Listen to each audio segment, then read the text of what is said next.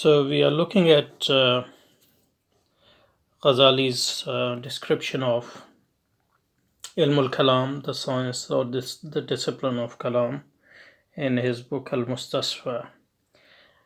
Um, and we stopped at where he starts describing the function of a mutakallim. So he says, وَالْمُتَكَلِّمُ هُوَ الَّذِي يَنْظُرُ فِي عَمِّ الْأَشْيَاءِ وَهُوَ الْمَوْجُودُ. So the mutakallim is the one who studies the most general of the things, and that most general of the thing is al-mawjud, which is existent.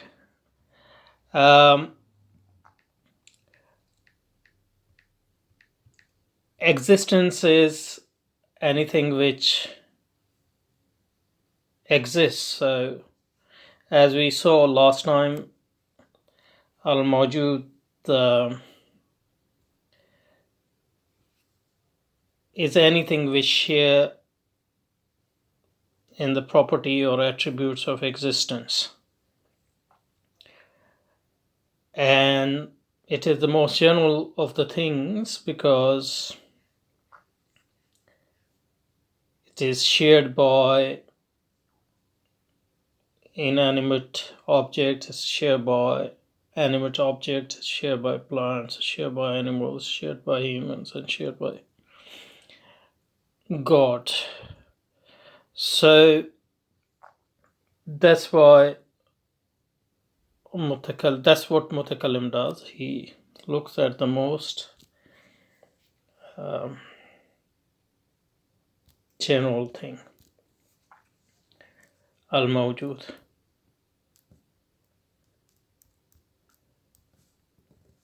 And al-mawjud in Arabic is anything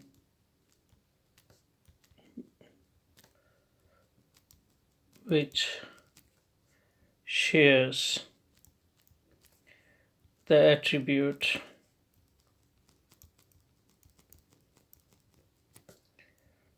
of existence, to be. In English we'll say to be, and is in Arabic al-mawjud, and attribute itself is wujud. Anything which exists is al-mawjud. So that's what a mutakallim looks at.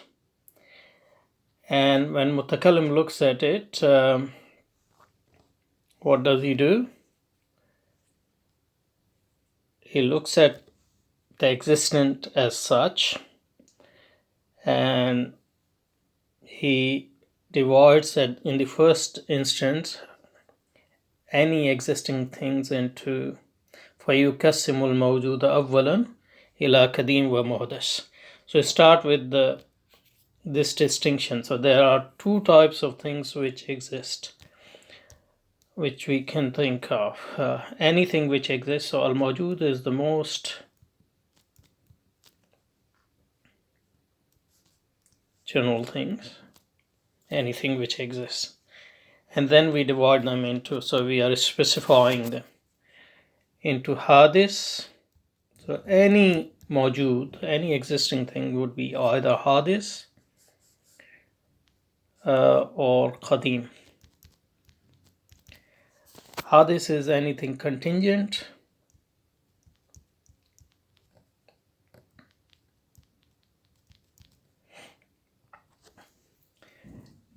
and qadim is anything non-contingent. So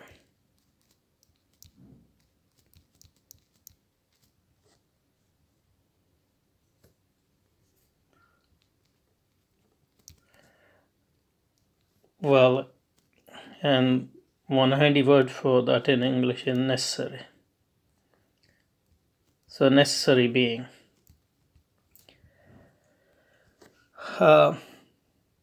in Arabic we use the word Qadim, which actually the correct translation would be eternal, like anything which doesn't have a beginning. So it doesn't have a beginning and doesn't have an end. That's what eternal is. But in this context, it is more appropriate to translate it into contingent and necessary. So Qadim in this sense here means necessary. So we start with the most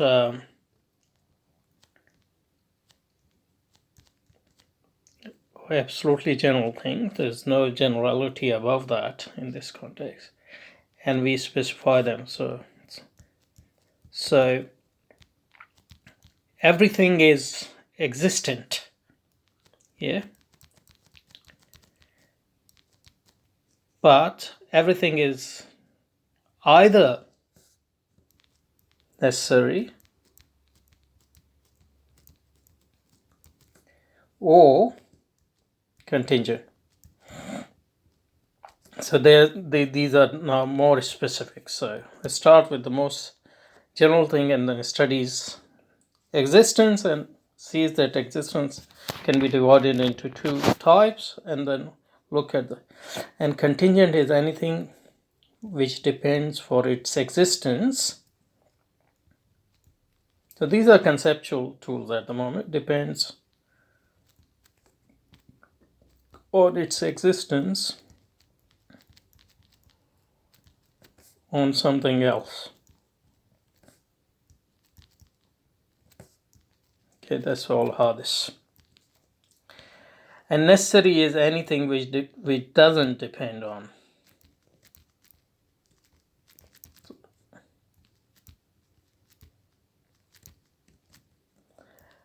anything else for its existence. So that's now he takes mawjood, he does his subject matter, and see that mawjood can be divided into two types, hadith and qadim.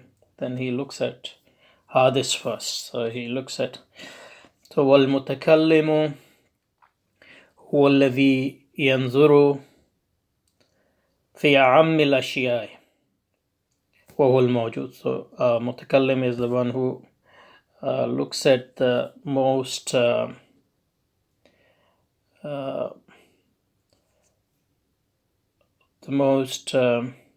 general things, which is al-mawjud. Here al-mawjud, here al-mawjud, and then divide al-mawjud into qadim and muhdis. And then he looks at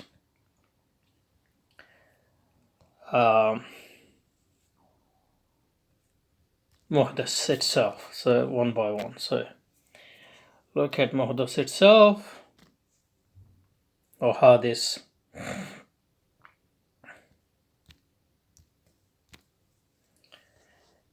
And whatever is contingent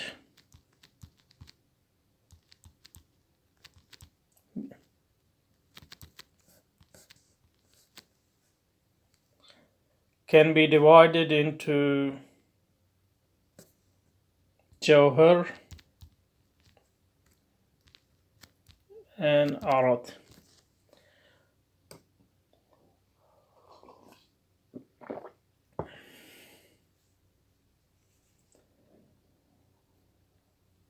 And jawhar is substance, and arad here, what we mean, attributes, or in some philosophy texts you will see accident. So there are types of attributes. So attributes can be further divided in different types. But so now we took mawjood, and then we divided it into two types, and then we looked at one of those type hadis and then divided. So it's becoming more and more specific, becoming more and more particular. So everything is mawjood, but everything is not hadis, or everything is not kadim. Now, every hadis is not jawhar. Every hadis is not arad. It is either jawhar or arad. So jawhar is, or substance is, again, what is self-sustaining, in the sense that it doesn't, in this relative sense, because we already defined contingent as something which depends on something else for its existence. But if we just looked at a contingent thing on its own and forget about something external on its which existence it depends, and just look at itself, then we can see that in every contingent thing we have something which is self-subsisting, and there are things which depend on can't self-subsist, but they depend on something else. So for example, we take a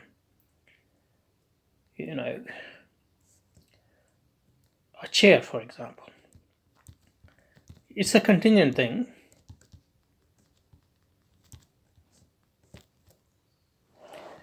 Or should I take a less complex example? So for example, you can take anything, but or table or chair is fine. So it is contingent in the sense that it depends on its existence on somebody else. But if you look at chair in itself, there are certain things in it which are self-subsisting,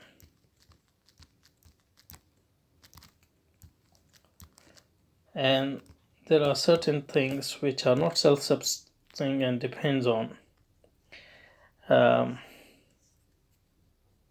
something else for its existence, and that self-subsisting thing is called jawhar, or substance. So in chair there is something which is holding it as a chair, and that doesn't depend on, for example, its color. But color is not something which can. So that's the substance in a chair. But color is not something which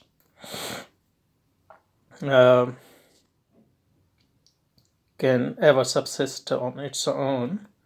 It always requires something else for its subsistence. So color is arad, and chair itself, or the core of chair, is a substance. Maybe look at something.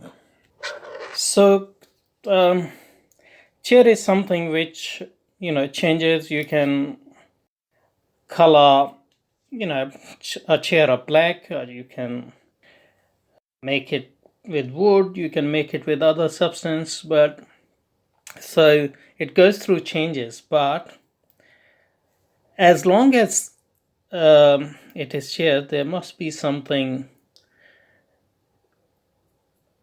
constant in its core which keeps it chair, because otherwise if there is no underlying self-subsisting thing, suppose, then we can't account for the changes in that particular thing, which we call chair. So for example,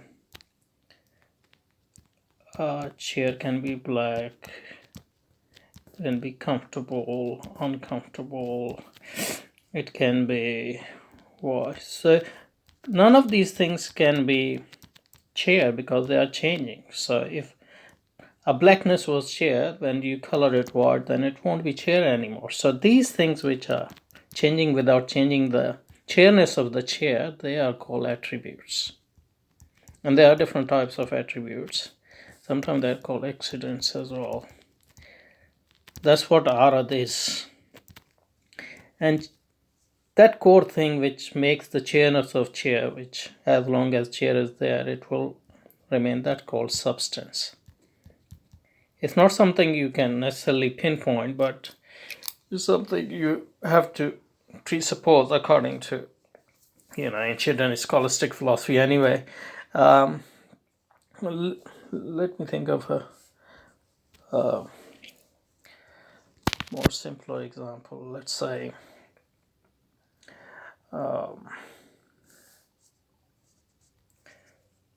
so substance is something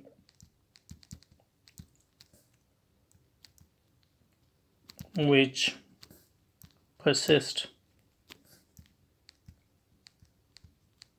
in a thing as long as it is that thing. And properties of a substance, on the other hand, are changes a substance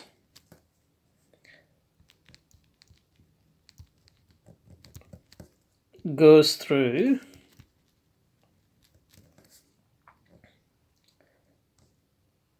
while it remains that things. So in a human being, for example, if depending on human being, what is the substance of human being? And people, have said different things, but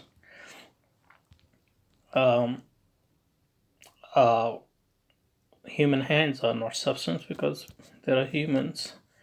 Even their hands are, there's some people who lose their hands, but still we call them humans. So those things which, can change, or a person can be angry, kind, fast, slow. These are all attributes because they're changing in a person with a.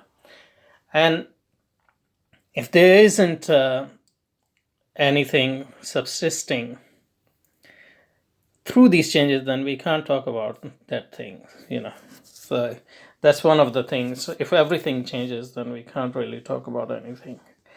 So that's the distinction between substance and attributes. So we take contingent things, then divide them into substance and attributes.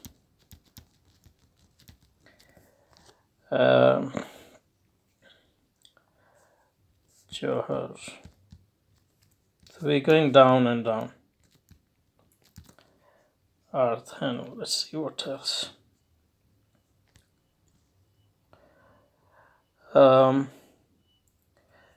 ثم يقسم المحدث إلى جوهر وعرض ثم يقسم العرض إلى ما تشتري في الآيات من العلم والإرادة والقدرة والكلام والسمع والبصر وإلى ما يستغني عنها كاللون والريح والطعم ويقسم الجوهر إلى الحيوان والنبات والجماد ويبين أن اختلافها بالأنواع وبالأعراض. And then you divide attributes into what needs life, for example, knowledge, and those attributes which don't require life, like color. And you divide substance into three types. You have animal, you have plants, and you have non-animal things. And then you just describe the distinction between these substances and attributes, I guess. Substances based on their genuses and types. So that's the story of the contingent. And now the Mutakallim, goes to Qadim. So that's how we started. We started with al-Mawjud, that is existence, and divided into contingent and necessary, and divided contingent into substance and attributes, and divided substance into three types of substance: animals, plants, and non-animate things, and attribute into the type of attributes which require or presuppose life, like knowledge, and the one which doesn't require life, like color. So a chair can be have a color as well as a human. So that's the first thing, and from there now you go back to the second type of existence, which is Qadim. فيبين أنه لا يتكثر ولا ينقسم انقسام الحوادث بل لا بد أن يكون واحدا وأن يكون متميزا عن الحوادث بأوصاف تجب له وبأمور تستحيل عليه وأحكام تجوز في حقه ولا تجب ولا تستحيل ويفرق بين الجائز والواجب والمحال في حقه ثم يبين أن أصل الفعل جائز عليه وأن العالم فعله الجائز وأنه لجوازه افتقر إلى محدث وأن بعثة الرسل من أفعاله الجائز وأنه قادر عليه وعلى تعريف صدقهم بالمعجزات وأن هذا الجائز واقع. Okay, let's go to this. So then he looks into the non-contingent or Qadim.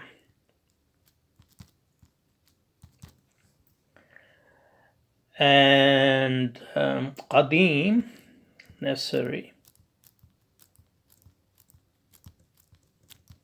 And he defined Qadim as something which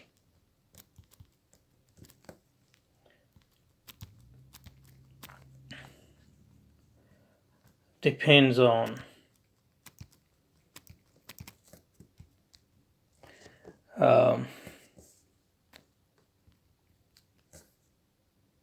something which doesn't depend on anything else for its existence. Now,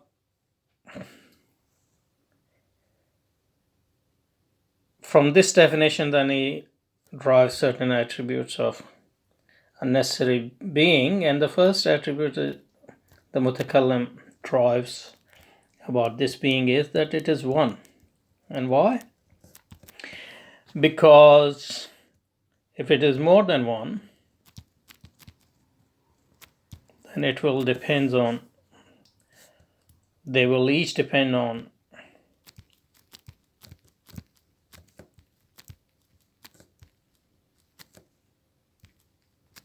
the other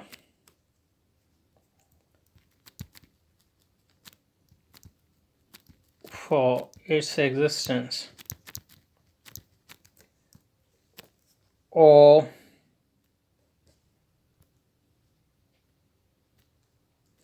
and not just because they will depend on each other, but because there is more than one,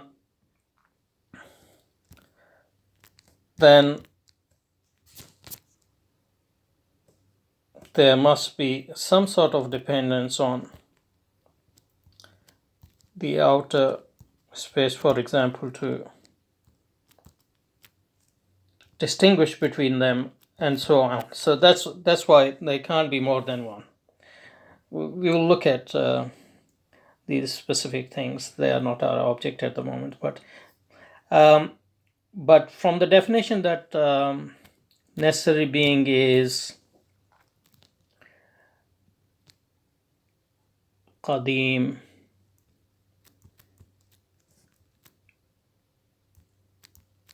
we find that is only one.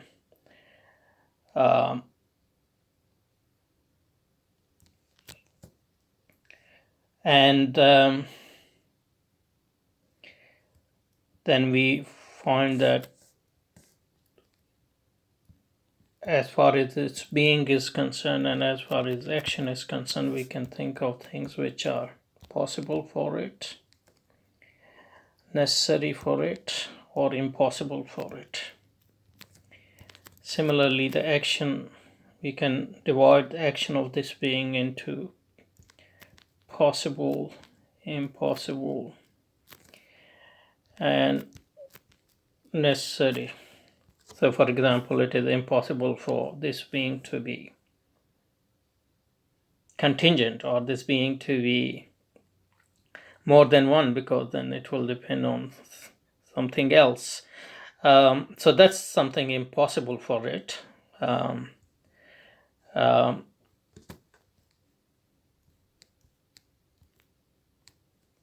And there are certain things which are necessary for it. For example, it should have perfection in all aspects, because imperfection will make it non-self-sufficient and hence dependent on something outside itself. And then we can think of things which are possible for it. If it does or it doesn't do, it doesn't affect its nature. So those things we can attribute to him. For example, it is possible for him to,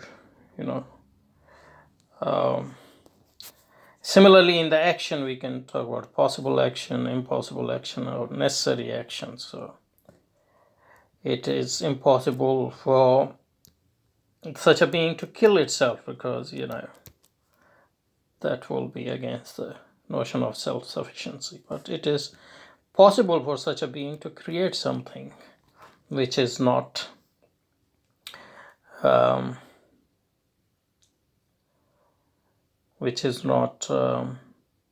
necessary. So it can create something contingent, but it might not create something contingent because it's not necessary for him. But it is necessary for him to, for example, be perfect, do something, do everything which is according to its own nature. So that's the general typology, but its purpose is to prove the existence of the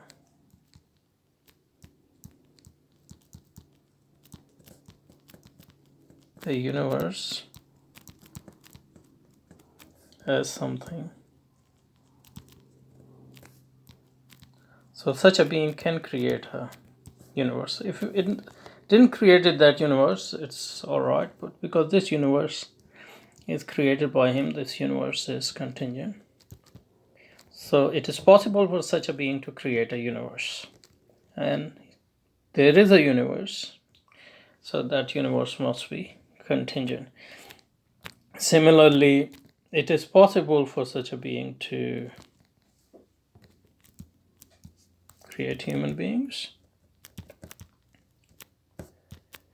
and there are human beings, so he has created those human beings. And it is possible for such a being to send the messengers for the guidance. It's not necessary, and since the messengers are sent,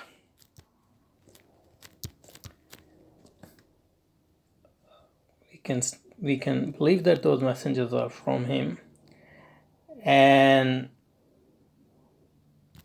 it is possible for him to show the truth of the messenger he sends,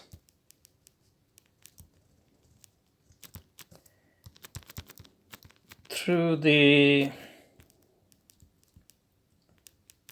to show their truthfulness through giving them miracles. It's possible. It's not necessary. It's not impossible. It's possible. And so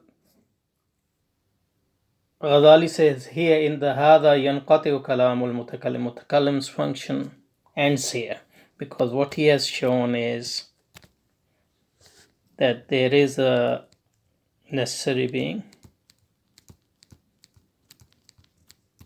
and what is he shown is the possibility of